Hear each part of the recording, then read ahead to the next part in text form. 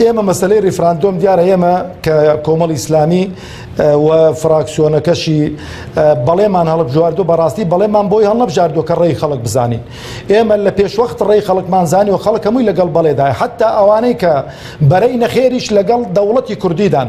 بەڵام بەداخەوە دەڵێم هێشتانەکە کە مەرەکەبی پەنجەی دەنگدەران و شک نەبەوە کە سەرۆکی حکومەت دەڵێ ریفراندۆم بۆ دەوڵەتی کوردی نییە و هێشتانەکە مەرەکەبی پەنجەی دەنگدەران وشک نەبووەوە کە سەرۆکی پارتی دیموکراتی کوردستان دەڵێ ریفراندۆم بۆ دیاریکردنی سنوور نیە و لەسەر دانیشتەکانی پەرلەمانی کوردستان بۆی وەکو کوردایەتەکەی پێمان نەفرۆشنەوە.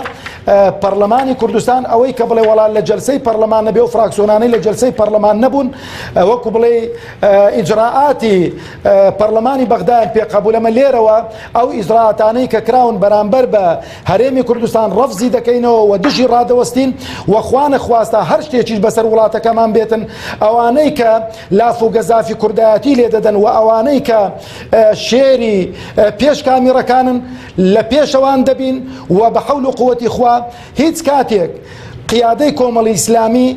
پشتی لە میلەتی خۆی نەکردووە و ئەو بەڵێیەشی بۆ میلەتەکەی خۆی بووە.